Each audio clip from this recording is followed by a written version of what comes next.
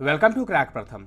आज हमें 1784 का पीट्स इंडिया एक्ट को देखना है। पिछले वीडियो में हमने देखा था मॉडर्न इंडिया के 1773 का रेगुलेटिंग एक्ट। चलिए देखते हैं पीट्स इंडिया एक्ट को। इसकी पृष्ठभूमि को देखें तो हमें 1773 का रेगुलेटिंग एक्ट देखना होगा, क्योंकि ये जो है रेगुलेटिंग एक्ट, इसी के तहत पहली बार कंपनी पर ब्रिटिश गवर्नमेंट के द्वारा कंट्रोल करने का प्रयास किया गया।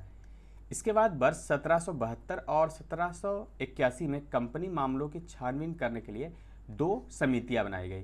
पहला है प्रवर समिति और दूसरा है गुप्त समिति।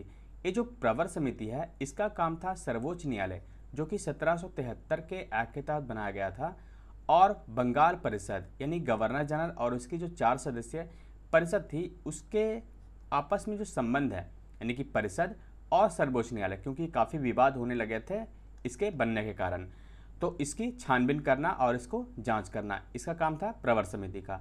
और दूसरी जो समिति बनाई गई थी 1781 में, गुप्त समिति, इसका काम था मराठा युद्ध के जो कारण है उसकी जांच करना, क्योंकि इस युद्ध के कारण जो ब्रिटिश इंडिया है यानी ईस्ट इंडिया कंपनी है, उसे काफ़ी नुकसान हुआ था। तो देखा जाए तो ये जो दोनों समितियां बनाई गई थी, एक प्रकार से कंपनी मामलों में सरकार का हस्तक्षेप और बढ़ाना ही था। इसके बाद बात करें तो मराठा युद्ध के कारण कंपनी को काफ़ी वित्तीय नुकसान हुआ, जिस कारण से कंपनी ने जिस प्रकार से 1773 में पैसे मांगे थे किससे, ब्रिटिश गवर्नमेंट से, उसी प्रकार से अवस्थिति आ गई थी, उसे पैसे मांगने पड़े ब्रिटिश गवर्नमेंट से ईस्ट इंडिया कंपनी को। इस समय उसने मांगना 10 लाख पाउंड का लोन मांगा। अतः सरकार के लिए कंपनी पर नियंत्रण करने का एक और अवसर मिल गया। उस समय जो सरकार थी वहाँ की ब्रिटिश में, लॉर्ड नॉर्थ और फॉक्स की मिलीजुली सरकार थी, यानी कि एक प्रकार से गठबंधन की सरकार थी। और इसीलिए सरकार ने वहाँ पे क्या किया, एक इंडिया बिल को प्रस्तुत किया। नाम था इंडिया बिल, क्योंकि इंडिया से संबंधित तो इंडिया बिल रखा गया, जिसमें मुख्य प्रावधान थे। पहला आप देखिए, कंपनी की राजनीतिक तथा सैनिक शक्ति 7 आयुक्तों के बोर्ड को सौंपना। अब देखिए, ये जो आयुक्त होते थे, ये कौन है, कमिश्नर, ये तो गवर्नमेंट के द्वारा नियुक्त हुई है ना, तो इसके सौंपने होने थे क्या, राजनीतिक और सैनिक शक्ति को, यानी दोनों को एक प्रकार से आप सरकार के पास दे रहे हैं, तो ये कंपनी पर एक प्रकार से कंट्रोल हुआ ना। दूसरा है व्यापारिक कार्यों को उनके अधीनस्थ 9 उपनिदेशक को सौंपना था। तो एक प्रकार से एक कंपनी के जो राजनीतिक और व्यापारिक शक्ति है उसे छीनने का प्रयास किया गया इंडिया बिल के द्वारा, लेकिन ऐसा हो नहीं सका।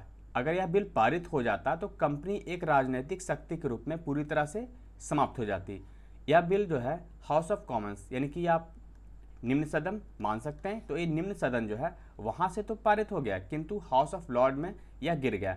वास्तव में यहाँ केवल एक बिल नहीं गिरा था, बल्कि यह प्रथम और अंतिम अवसर है जब किसी भारतीय मामले पर ब्रिटेन की सरकार की गई थी, यानी कि लॉर्ड नॉर्थ और फॉक्स की जो सरकार थी वह इस मुद्दे पर गिर गई थी, क्योंकि बिल जो पारित नहीं हुआ हाउस ऑफ लॉर्ड्स से। इसके बाद 1784 के जनवरी में पिट की सरकार बनी। पिट यानी कि विलियम पिट की सरकार बनी, और मई 1784 में नई संसद का गठन किया गया। इसके बाद ये जो है बिल जो लाया गया था लॉर्ड नॉर्थ और फॉक्स के द्वारा, उसको पारित किया गया।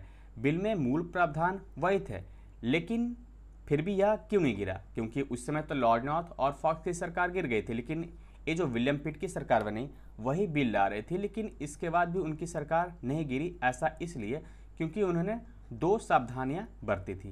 पहला था कि कंपनी की तरफ से विरोध ना हो, इसीलिए पिट के द्वारा कंपनी से पहले ही स्वीकृति ले ली गई थी, यानी कि कंपनी के द्वारा विरोध ना हो, इसलिए उनके द्वारा पहले ही एक प्रकार से स्वीकृति ले लिया गया था कि आप इसमें विरोध नहीं करेंगे।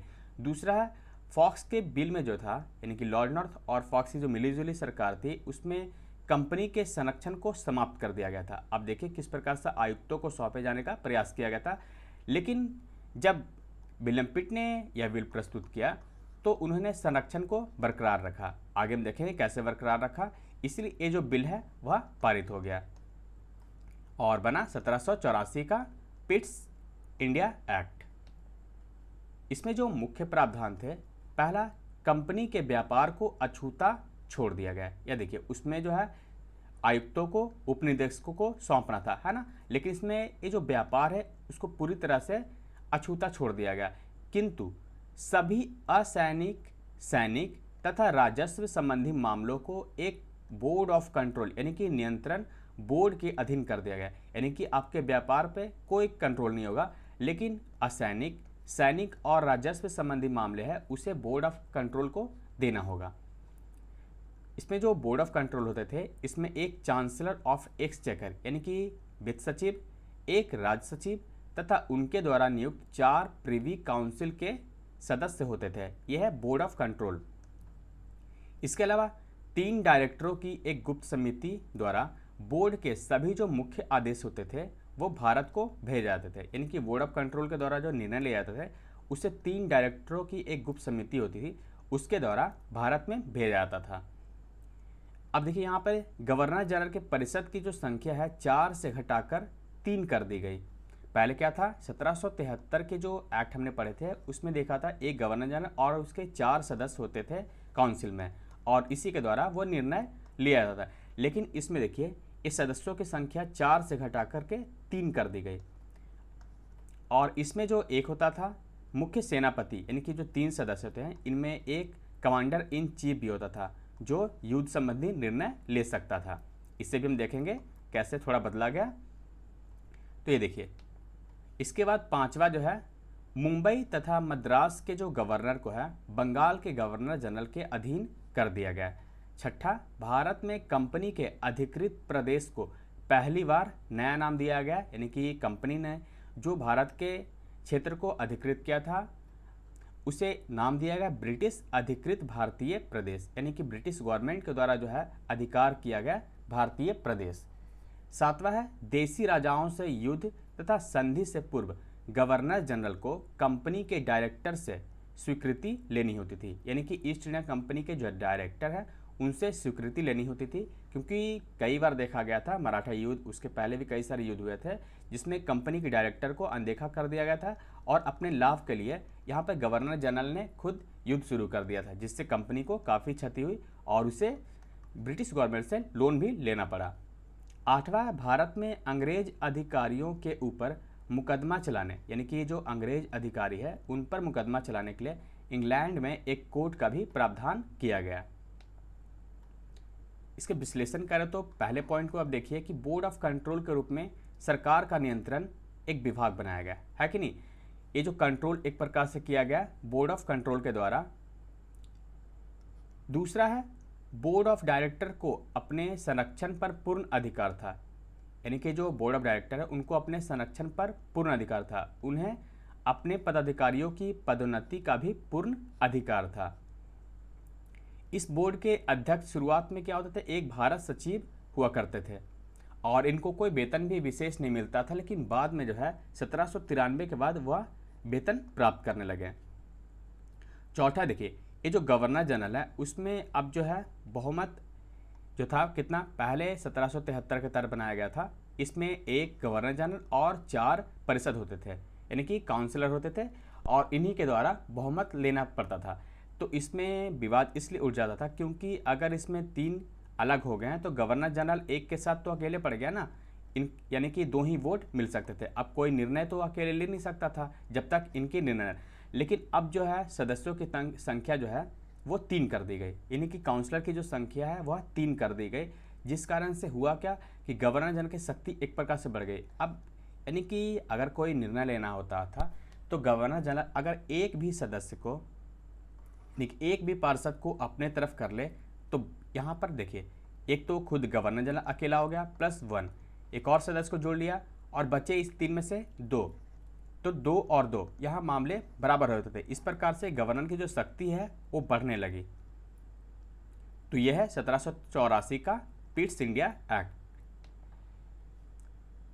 इसके बाद हम देखेंगे 1786 का एक्ट। इसमें दरअसल 2 प्रावधान किए गए थे। इसमें मुख्य रूप से जो कार्नवालिस उस समय गवर्नर जनरल बनाए गए थे उनको एक प्रकार से खुश करना था, इसीलिए इस एक्ट को थोड़ा, इसमें जो 1784 है उसमें थोड़ा बदलाव किया गया। इसमें जो मुख्य प्रावधान है, पहला, गवर्नर जनरल को मुख्य सेनापति की भी शक्ति प्रदान की गई। आपने देखा कि ये जो काउंसिल बनाए गए थे, यानी कि एक गवर्नर जनरल और 3 जो सदस्य थे यानी काउंसलर, इसमें एक जो था मुख्य सेनापति था। तो इस समय कार्नवालिस ने कहा कि ये जो मुख्य सेनापति का अधिकार है वो हमें चाहिए, यानी गवर्नर जनरल को ही चाहिए, यानी कि युद्ध समय जो निर्णय लेते थे वो कौन, यही लेंगे। तो इसमें यह प्रावधान किया है, गवर्नर जनरल जो है उनको भी मुख्य सेनापति का अधिकार दे दिया गया, यानी ये जो सदस्य है उनके अधिकार इनको दे दिए गए। दूसरा है गवर्नर जनरल को, यानी कि जो कार्नवालिस है को विशेष परिस्थिति में अपनी परिषद के यानी कि काउंसिल के निर्णय को रद्द करने तथा अपने निर्णय लागू करने का भी अधिकार प्रदान किया गया। एक प्रकार से फिर से ये जो कंट्रोल है गवर्नर जनरल को देने का प्रयास किया गया 1786 के एक्ट के तहत। इसके बाद है 1793 का एक्ट। इसमें 2 मुख्य प्रावधान किए गए थे। ये जो कंपनी के व्यापारिक अधिकार है उसको अगले 20 वर्ष के लिए आगे बढ़ा दिया गया और नियंत्रण अधिकरण के लिए ये जो सदस्यों का वेतन था वो भारतीय कोष से दिया जाने लगा, यानी कि भारत में जो राजस्व प्राप्त किया जाता था कंपनी के द्वारा उसी के तहत ये जो बोर्ड ऑफ कंट्रोल है उसके सदस्यों को वेतन दिया जाने लगा। तो यह 1793 का एक्ट। हमने अभी देखा 1784, 1786 और 1793। अब हम देखेंगे 1813 का चार्टर एक्ट इसे। तो इस वीडियो में बस इतना ही। Thank you for watching crack प्रथम।